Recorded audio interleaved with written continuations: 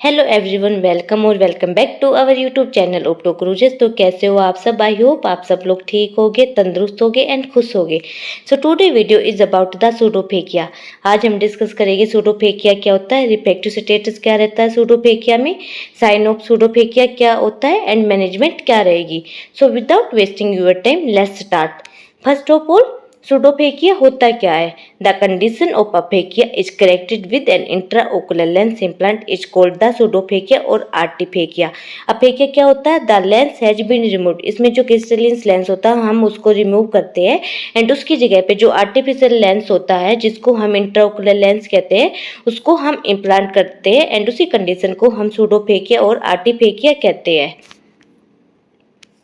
Now refractive status क्या रहता है सूडोफेकिया आई में? It depend upon the power of the IOL implant as follow. ये निर्भर करेगा कि जो आयोल की पावर होती है वो हम पेशेंट की आई में क्या इम्प्लांट कर रहे हैं। इट मीन्स जो आयोल पावर है वो एग्जैक्टली है, ओवर करेक्शन में है या अंडर करेक्शन में है। सो जो सबसे फर्स्ट रिफ्रैक्टिव स्टेटस होता है वो होता है हीमेटोपिया। हीमेटोपिया में क्या होता है? Is produce when the power of the IOL implant is exactly. इसमें क्या होता है कि जो आयोल पावर होती है वो बिल्कुल एग्जैक्टली होती है। अगर पेशेंट की आई में जो पावर थी अगर वो 22 डायोप्टर जानी चाहिए थी तो वहाँ पे हमने जो आयल इम्प्लांट किया वो हमने 22 डायोप्टर का ही किया है। जहाँ पे जो पेशेंट की कंडीशन रहेगी, जो रिफ्रैक्टिव स्टेटस रहेगा आई का, वो हमारा हीमेटोपिया रहेगा। नाउ सेकेंड रिफ्रैक्टिव स्टेटस क्या हो सकता है? Consecutive myopia. इसमें ये कब होता है? It occurs when the IOL implant over correct the refraction of the eye. इसमें जो आयोल की पावर रहेगी वो हमारी ओवर करेक्शन में रहेगी। इट मीन्स अगर पेशेंट की आई में 23 डायोप्टर पावर जानी थी और वहाँ पे हमने 24 डायोप्टर का आयोल इम्प्लांट किया है तो वहाँ पे पेशेंट को कंसेक्यूटिव मायोपिया होने के चांसेस रहेगी। इट मीन जो उसका रिफ्रैक्टिव स्टेटस आएगा वो कंसेक्यूटिव मायोपिया में आएगा और जो पावर है वो माइनस की फॉर्म में आएगी। नाउ थर्ड रिफ्रैक्टिव स्टेटस क्या रहेगा? Consecutive hypermetropia. ये कब होता है? It occurs when the IOL implant under correction. इसमें जो आयोल की पावर रहती है वो अंडर करेक्ट होती है। फॉर एग्जाम्पल अगर पेशेंट की आई में 23 डायोप्टर पावर जानी थी तो वहाँ पे हमने जो आयोल पावर है वहाँ पे 22 हमने इम्प्लांट किए तो जिसकी वजह से जो रिफ्रैक्टिव स्टेटस होएगा पेशेंट की आई का वो हाइपरमेट्रोपिया रहेगा एंड हाइपरमेट्रोपिया में प्लस पावर आएगी। Sign of सूडोफेकिया।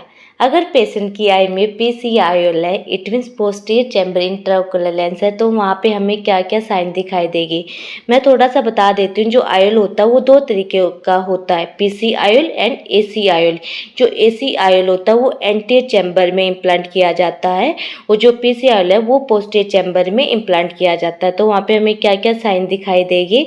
जो सबसे फर्स्ट साइन है वो होएगा surgical scar may be seen near the limbus.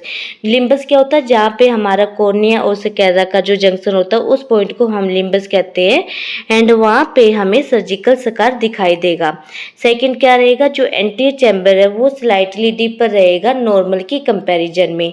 Third क्या होता है? माइल्ड आइडोडेसिस ऑफ आइरिस में भी डेमोस्ट्रेटेड। इट मीन्स आइड्रोडेरिस क्या होता है? इसमें जो हमारा कलर पार्ट होता है इट मीन जो आइरिस होता है उसकी जो मूवमेंट होती है उसमें थोड़ी सी वाइब्रेशन होती है जब पेशेंट की आई एकदम से मूव करती है। Now Purkinje images test shown 4 images. हमारी जो आई होती है उसमें 4 पुरकिंज इमेजेस होती है तो वो भी हमें 4 की 4 विजिबल होएगी। पुरकिंज इमेजेस कौन कौन सी होती है? हमारे कॉर्निया और लेंस की होती है, आउटर और इनर सरफेस की। प्यूपिल इज ब्लैकिश इन कलर। जो प्यूपिल का कलर रहेगा वो हमें ब्लैक दिखाई देगा। And now the last one is the visual status and refraction which very depending upon the power of IOL implant.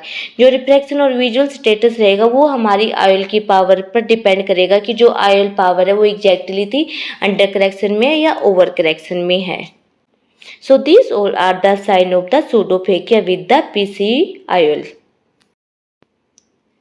Management क्या रहेगी हमारे सूडोफेकिया आई में? The first one is the spectacles for near vision alone in pseudophakia with hypermetropia. अगर patient की आई हीमेटोपिया है it means patient की जो आई है उसमें अगर पेशेंट का जो डिस्टेंस विजन है वो बिल्कुल 6/6 रहेगा तो वहाँ पे हमें पेशेंट को नियर विजन ग्लासेस एडवाइस करनी पड़ेगी जहाँ पे जो पावर है वो प्लस फॉर्म में रहेगी। Now bifocal progressive glasses for both distance and near in pseudophakic with consecutive refractive error आज रिक्वायर्ड। अगर पेशेंट की आई में रिफ्रैक्टिव एरर है तो वहाँ पे हमें पेशेंट को बाइफोकल या प्रोग्रेसिव ग्लासेस एडवाइस करने पड़ेंगे पेशेंट के रिफ्रैक्टिव स्टेटस के अकॉर्डिंग। अगर पेशेंट की जो रिफ्रैक्टिव स्टेटस है अगर वो कंसेक्यूटिव मायोपिया तो वहाँ पे जो पेशेंट की आई की पावर रहेगी डिस्टेंस के लिए वो माइनस फॉर्म में रहेगी, जो नज़दीकी है वो प्लस फॉर्म में रहेगी। अगर पेशेंट का जो रिफ्रैक्टिव स्टेटस है वो हाइपरमेट्रोपिक है तो वहाँ पे जो डिस्टेंस की पावर रहेगी स्पेक्टिकल्स की वो प्लस फॉर्म में रहेगी और नियर की भी प्लस फॉर्म में रहेगी। नाउ सेकेंड मैनेजमेंट क्या रहेगी, लेसिक और एडवांस सरफेस एप्लानेशन में be required in moderate consecutive refractive error. अगर पेशेंट की आई का जो रिफ्रैक्टिव स्टेटस अगर वो मॉडरेट है तो वहाँ पे हमें पेशेंट की आई में लेसिक या फिर एएसए करना पड़ेगा। एएसए क्या होता है, इसमें जो कॉर्निया की शेप होती है हम उसको रिशेप करते हैं लेजर लाइट के साथ। Now the third one is the intraocular lens exchange or piggyback IOL is required when the consecutive refractive error is large।